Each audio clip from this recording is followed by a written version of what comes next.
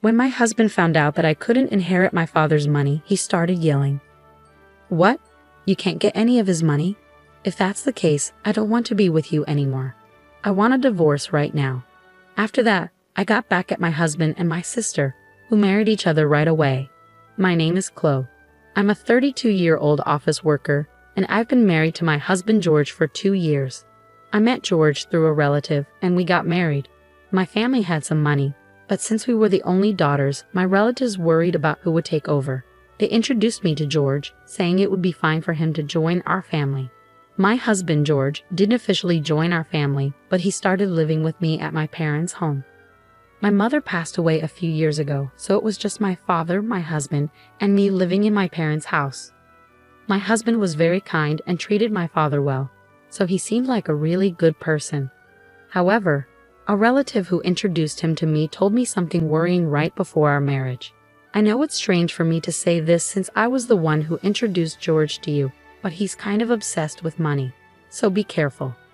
I had already married him and was about to have a wedding ceremony, so it was too late to do anything about it. But I hadn't noticed any signs that he was obsessed with money, so I went ahead with the marriage. Even after getting married, I kept a close eye on my husband because of what I had heard, but I didn't see any signs of money obsession from him. However, he seemed to be interested in my father's money and would casually ask about it when he was having a drink with my father. My father was open about it, so I didn't worry too much. Another thing my husband was curious about was my younger sister.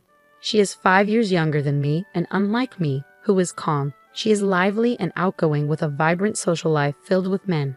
She doesn't look like me, and my husband was surprised when he first saw her. "Your sister has a completely different vibe from you, Chloe, doesn't she?" Seeing my husband fascinated by my beautiful sister, with her striking looks contrasting my plain and boring appearance, gave me mixed feelings. However, the relative who introduced me to George was worried that if I, being modest and plain-looking, couldn't get married, there would be no one to inherit after my family. I thought there was no need to worry because I had a beautiful sister. But later, I understood why that relative was worried. My father was very lenient with my sister, letting her go to college after high school and even to a vocational school after she graduated from college. My sister didn't have a particular goal. She just didn't want to work. On the other hand, my mother was strict with her, insisting she should get a job right after college. But my father overruled my mother and let her go to vocational school. After graduating from vocational school, my sister got a job at a company owned by a friend of my father's. But she quit after just 6 months. I was shocked by her excuse for quitting. I couldn't show my full potential at that company. My mother and I were puzzled by how my sister spoke as if she had already mastered her job after only 6 months. But my father believed her and quickly arranged for her to work at a different company. After a while at the new job, our mother fell ill and had to be hospitalized. While our mother was in the hospital, my sister visited every day, often skipping work. Eventually, she quit that job too, claiming she needed to take care of our mother. However, her idea of caregiving mostly involved being in the same room as our mother, chatting or spending most of her time staring at her smartphone in the waiting room. After our mother passed away, I took on the responsibility of managing her affairs, including picking up her laundry from the hospital and ensuring she had fresh clothes. Meanwhile, my sister wasn't much help.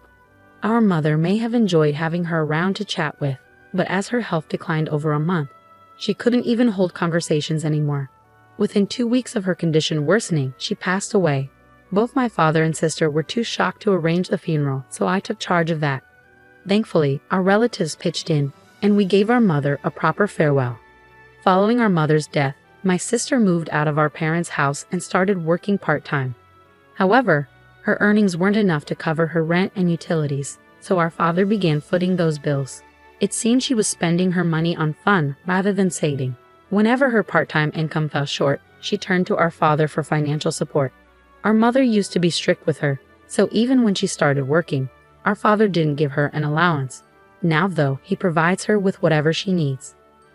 I realized that both my father and sister were content with their financial arrangement, so I didn't see any issue. Even after I got married and moved in with my husband at my parents' place, my father continued giving my sister an allowance. At that time, I didn't notice, but it turns out my sister was also asking my husband for money, and he was giving it to her willingly. He couldn't refuse her and told her to keep it a secret from me, saying, "Don't tell Chloe about this, okay? She might get jealous." My sister lived off this allowance from our father and the money from my husband, doing part-time work when she felt like it. However, this lifestyle couldn't last because our father fell ill and had to be hospitalized. While I juggled visits to the hospital between work and caring for our father, my sister never showed up. Instead, she started calling me and demanding money. "Since I've been getting money from Dad every month, I need you to continue that. The rent and utility bills are all being paid from Dad's account anyway," she said angrily, revealing this information for the first time. I was furious with my sister. Instead of worrying about our hospitalized father, she was only concerned about her own finances.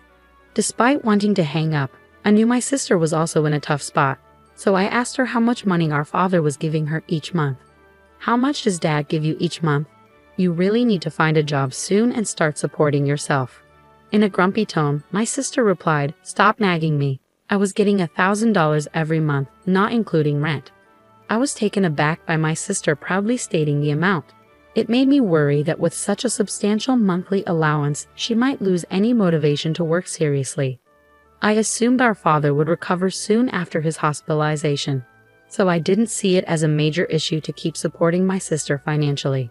However, our father's condition suddenly took a turn for the worse, and I urgently reached out to our relatives. The doctor also informed me of his critical condition, leaving me deeply shocked. I desperately needed support from my husband during this tough time, but he claimed to be busy with work and rarely visited the hospital. When he did come, he'd ask insensitive questions like, "Your father must have a huge inheritance, right? Since you and your sister are the only heirs, you'll split it evenly, won't you?" I was speechless in response to my husband's focus solely on the inheritance. It dawned on me that this was what my relatives meant when they warned me about his obsession with money. I felt a deep sense of disappointment. Even when I called my sister to tell her about our father's critical condition, she only cared about her own financial needs. "Forget about that. Just make sure you keep sending me money every month. I can't survive without it." The call ended abruptly. I was furious at my sister's selfish words, but I also felt uneasy hearing a faint male voice in the background that I recognized all too well. It gave me a sinking feeling. About a month later, our father passed away, but neither my sister nor my husband was present in his final moments. Having gone through my mother's funeral, I understood the weight of organizing such an event. To add to the burden, neither my husband nor my sister offered any help. My sister didn't even attend the funeral. My husband did show up, but as soon as it ended, he disappeared, citing work. Even the relative who introduced us noticed his absence and questioned me about it. "What's going on with your husband? It's odd for him to be missing like this, isn't it?" All I could manage was a bitter smile in response. "He seems tied up with work. He had to head back home," I explained to the relative, who sighed in response. Yet it was I who wanted to sigh just as much. After the whirlwind of my father's funeral settled, my husband approached me with a smirk on his face. "Finally done, huh? So how much did you inherit? Even if it's split between the two of you, it's gotta be a tidy sum, right?" As warned by my relative before our marriage, it seemed my husband's mind was preoccupied with thoughts of my father's inheritance. Disheartened by his attitude, I replied casually, "My sister gets $100 million and I get nothing." I hadn't even spoken to my lawyer yet, and with the funeral just behind me, I hadn't sorted out my own emotions. Seeing my husband so eagerly discussing the inheritance made me feel like laughing out loud in disbelief. Without missing a beat, my husband erupted. "What? You can't inherit any of his assets? In that case, I have no reason to stay with you. Let's get a divorce right away." Feeling similarly, I shot back, "Fine, let's do it. You married me for my father's inheritance in the first place, didn't you? I'll divorce you." As I said this, I handed him the divorce papers I had already prepared. He seemed a bit taken aback as I brought them out, almost as if he expected it, but he signed them nonetheless. Just before leaving, he uttered these words as my now ex-husband. "I'll divorce you since you have no inheritance and marry your sister Emily to get the $100 million. Despite that, I promptly filed the divorce papers, severing ties with my deceitful husband. The next day, it seemed he had already submitted a marriage certificate with my sister. A few days later, I received a call from him. Still believing his delusion, he shouted, "When are we starting the inheritance process? Get Emily her $100 million as soon as possible." I had been expecting his call. I didn't want to be the one reaching out to him, as he had left our home on his own. I responded in a composed, business-like tone. Let's discuss it at my place this Sunday. I'll be prepared for the proceedings. My ex-husband, believing he was about to cash in on an inheritance, hung up the phone with joy.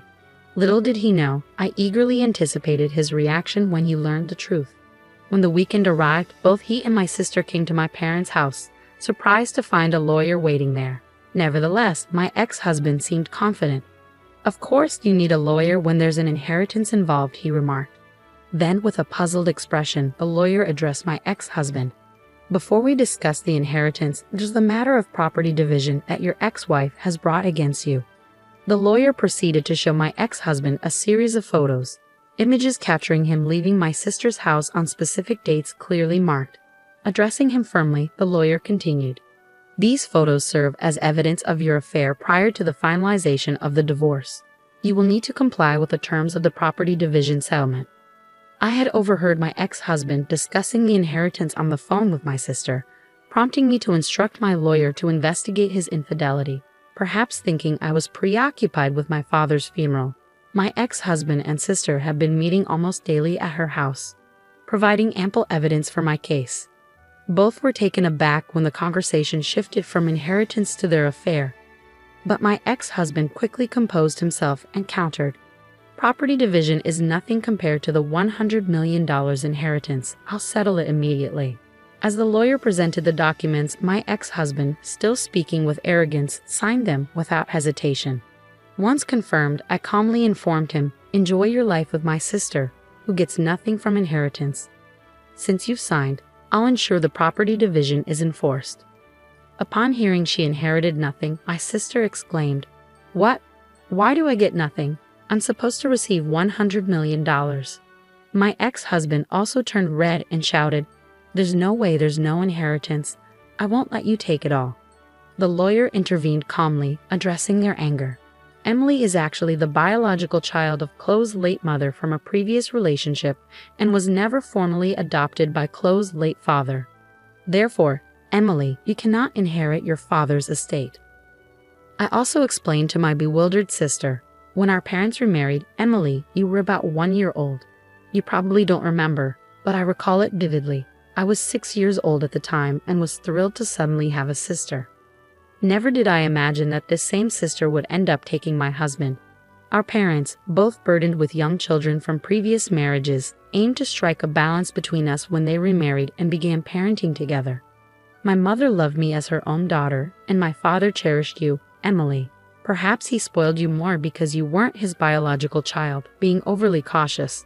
Despite both of them remarrying with children, my mother, suspected by some relatives of being interested in my father's assets, chose not to officially adopt you. Those relatives who consistently recommended suitors for me did so knowing I was the sole heir to our father's wealth.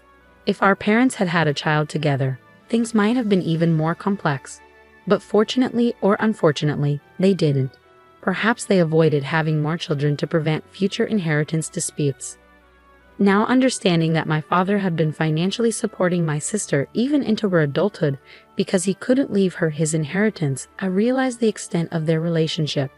Like my sister, I also hadn't been formally adopted by my mother, but it never affected how we saw each other. It seemed our parents hadn't disclosed their remarriage to my sister, and today was the first time she learned the truth. As for my ex-husband, his face turned from red to pale as the situation sunk in. Not only was he not inheriting what he expected from my sister, but he was also facing a property division claim he had already signed off on. With a pale face, he asked me, was it a lie that my sister was getting $100 million and I was getting nothing? Suppressing a laugh, I replied, of course it was a lie. It was my way of getting back at you for cheating on me. Besides, my father's estate was nowhere near $100 million, even though he was wealthy. Suddenly, my usually quiet sister erupted. I've been shopping so much, thinking I'd inherit Dad's money. What about the support Dad was giving me until now? Will you take care of that, sis?